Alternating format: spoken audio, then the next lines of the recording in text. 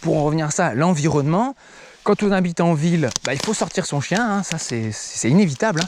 Il faut sortir son chien, quelle que soit la race, et quand vous avez un Akita, il vaut mieux, avant de prendre le chien, de se dire où est-ce que je vais pouvoir balader.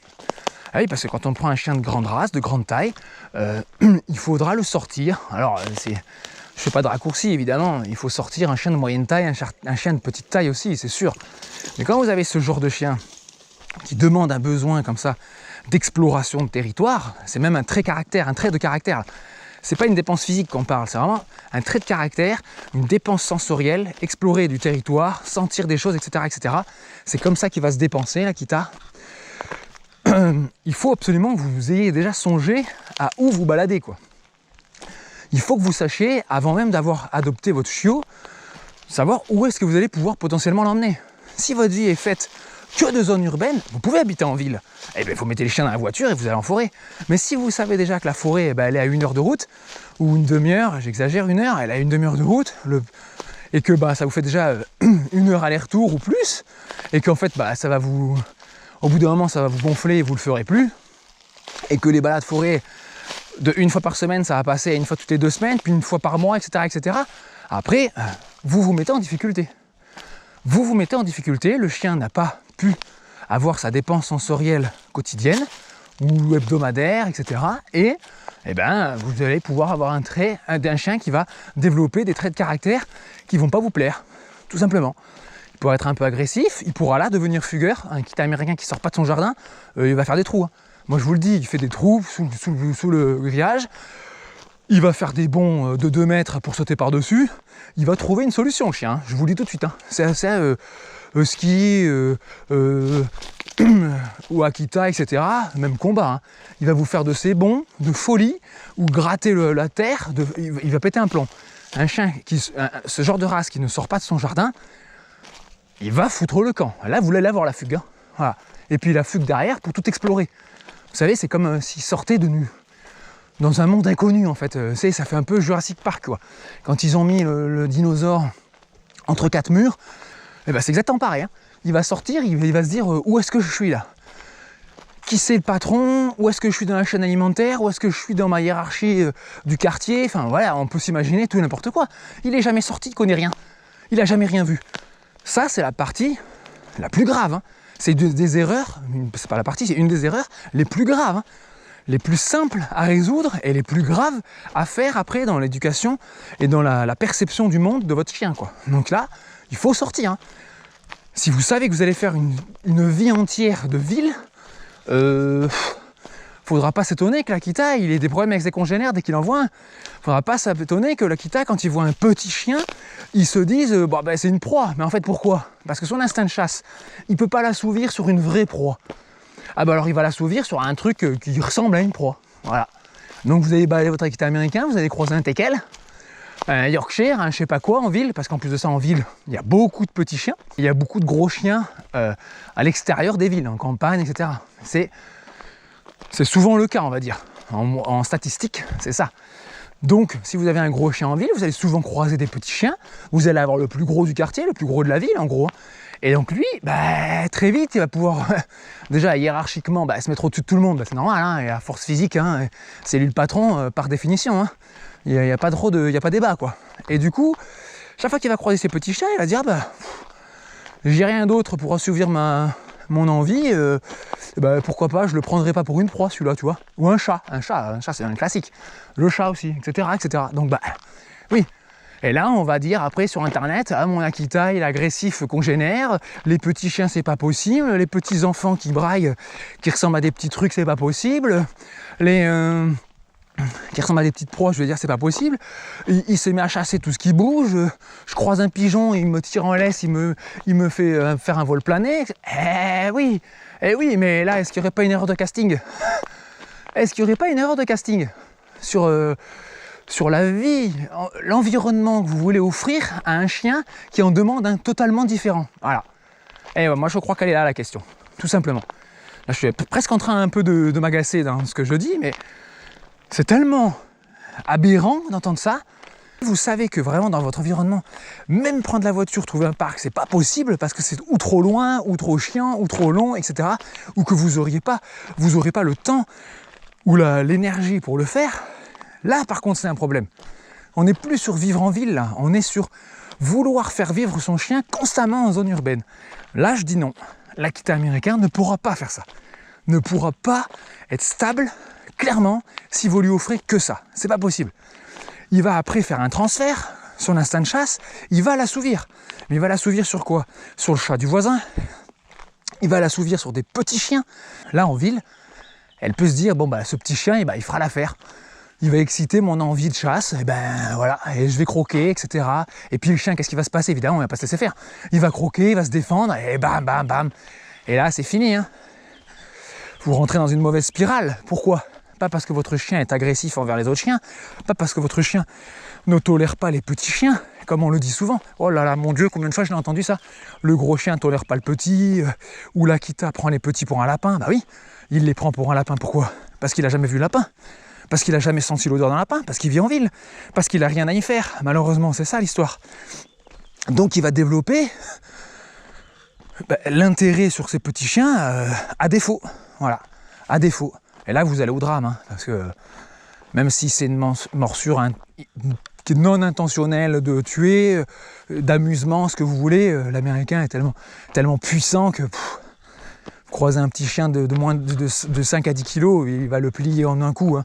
C'est dramatique du coup, donc faire attention. Faire attention parce que pour moi, là, il s'agit uniquement d'une erreur humaine. Un chien qui n'avait rien à faire dans cet environnement quotidien, auquel on ne lui a jamais offert la possibilité de comprendre sa vie et ses envies.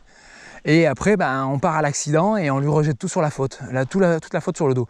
Donc attention à ce genre de mécanisme, quitte à paraître un peu sévère et compagnie, quand on dit il y a des chiens d'appartement ou des chiens de maison, j'ai toujours répondu non, ça n'a rien à voir.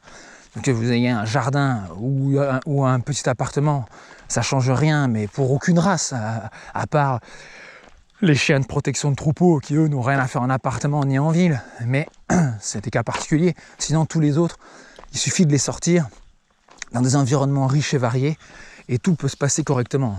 Après, vous pouvez très bien traverser vos villes, aller à la terrasse de café. Moi, la mienne, des fois, elle est couchée tranquillement en ville, et puis des mini-chiens lui passent à côté. Elle n'a rien à faire, hein. Elle se lève même pas une seconde, hein. Et on n'en parle plus. Hein. Et si elle se lève, c'est pour regarder passer, voilà, pour sentir et pour se recoucher. Voilà, terminé. Et oui, mais avant de faire ça, elle en a eu des balades et des compensations qui lui faisaient plaisir, entre guillemets, qui ont permis de faire évoluer son comportement, son caractère, prendre conscience aussi de qui elle est. C'est marrant, hein, on se pose pas ce genre de questions pour un chien. Hein. Ça fait presque de la psychologie, là, mais le chien prend conscience de qui il est en tant que chien, en tant que race, qui il est par rapport aux autres chiens, comment il est perçu, etc. C'est pas au bout de 2-3 mois que le chien comprend ça, c'est à l'âge adulte, en grandissant, en ayant fait beaucoup de rencontres. En ayant fait beaucoup de rencontres, il se rend compte que les autres chiens ont tendance tout de même, dans 95% des cas, à s'incliner devant l'Akita américain. Faut le savoir, ça. Hein. Mais on peut faire le même parallèle que Jack Russell. Combien de Jack Russell il y a 10 ans, c'était à la mode. Même plus, depuis 20 ans, depuis le film The Mask en fait. Hein, c'est le film The Mask avec Jim Carrey qui a fait sortir le Jack Russell dans tous les sens, mais de partout il y en avait. Mais par contre, comme c'était un petit chien, hein, assimilé, petit chien, appartement, ville, le chien, il a un besoin énergétique de folie, c'est un ratier, c'est un chien de chasse quasiment, hein, et c'est ça que ça veut dire. Hein. Et lui, il veut de la forêt, il court dans tous les sens, il est increvable. Et évidemment, il faisait des trous dans les murs, hein, maison en appart, comment vous voulez. Donc il a fallu trouver des adaptations, on ne pouvait pas lui donner ses besoins sensoriels en forêt, courir, etc. Il fallait repartir sur des jeux de réflexion, on va dire, et pour fatiguer, c'est même pas le mot, mais pour répondre à ses besoins, quoi. Mais voilà, encore une fois, hein, vous sortez votre chien, vous faites une balade, et vous n'aurez pas toutes ces galères. Hein. Jack Russell, le ski, Akita, c'est pareil. Hein. Moi, un de ses meilleurs potes, ma chienne, c'est un pinscher. Alors vous allez rigoler, hein. C'est un pinscher nain qui fait 5-6 kilos. C'est son super pote. Pourquoi?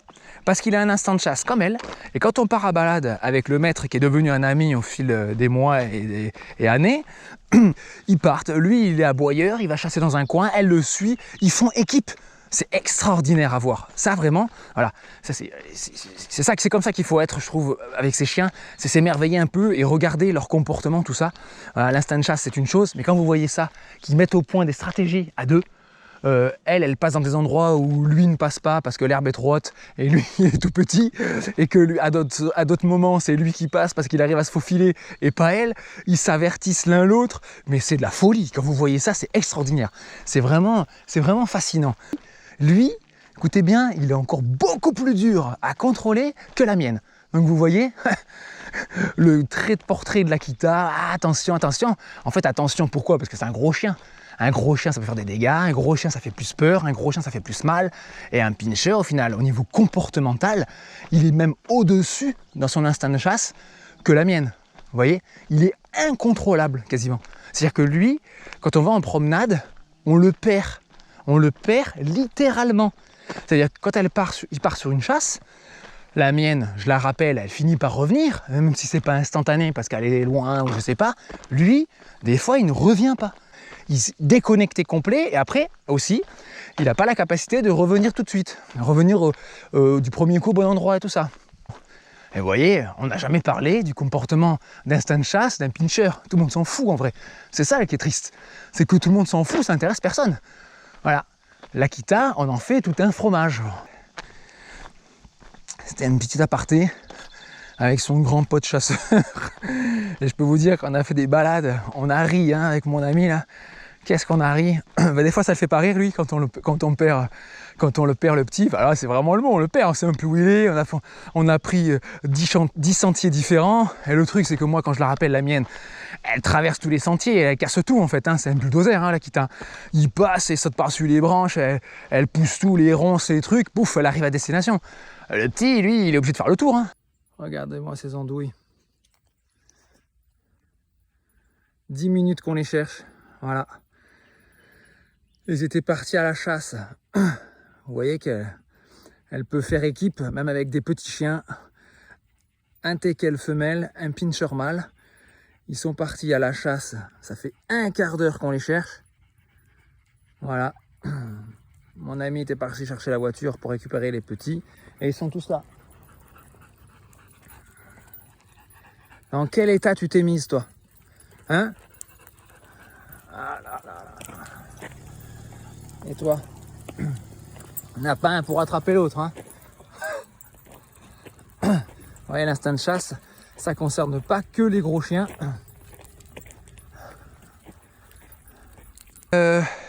Donc voilà, on se détend quand même. Ça n'arrive pas à chaque balade. Ne vous imaginez pas, regardez là on en fait une, qu'elle va partir en courant à chaque fois qu'elle fait. Alors si vous n'allez jamais en forêt et qu'elle découvre à peine les odeurs, ça veut dire sa séquence numéro 1, de sentir le sol, pister, flairer, fixer, regarder. Alors là oui, ça va être compliqué, parce que moi c'est un truc qu'elle fait tout le temps ça. Donc ça c'est le quotidien de sa balade. Elle est suffisamment stable pour sentir tout ce qu'elle veut et rester dans le périmètre, vous la voyez bien, voilà. Typiquement c'est ça.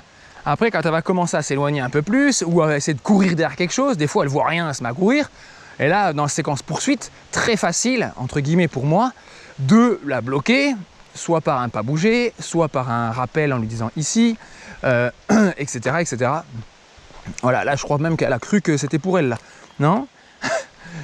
Donc voilà, on ne panique pas pour ça. Si on sort régulièrement, on pourra mettre en place des exercices, des choses régulièrement, on pourra apprendre à comprendre son chien plus facilement et c'est bien logique. Par contre, une fois que la poursuite est bien lancée, qu'on est vraiment sur, on l'a vu la proie, c'est-à-dire qu'on ne poursuit pas n'importe quoi, on poursuit bien quelque chose, quoi. Parce que des fois le chien il se met à poursuivre et il s'est inventé une histoire, à sentir une odeur, etc. Là non, c'est du concret, il l'a vu, il poursuit, il suit, il prend en chasse, il a peut-être même touché déjà, et ça continue. Là, quand vous en êtes là, donc la séquence quasiment la séquence 3, c'est très difficile de récupérer le chien, de récupérer son état émotionnel et de re-rentrer en fait, si vous voulez, dans son intérêt et de pouvoir reprendre le dessus dans la maîtrise, dans le calme Et vous le verrez, je vous montrerai une vidéo, justement celle-là est parfaite. J'ai mis beaucoup de temps à la voir, mais je l'ai enfin eue. Où je vais, où tout simplement il y a un sanglier qui passe, elle le prend en chasse, enfin, et là j'essaye, moi, de reprendre le dessus sur son, entre guillemets, sur sa capacité à réfléchir. Et je peux vous dire que je suis à quelques mètres d'elle, m'a mis un vent monumental, malgré que tout soit bien expliqué, tout soit bien fait, tout soit bien contrôlé sur elle, elle s'est barrée à poursuivre son sanglier. Voilà. Et quand elle a arrêté son cinéma, 5 minutes plus, 10 minutes plus tard, je sais plus, elle est revenue.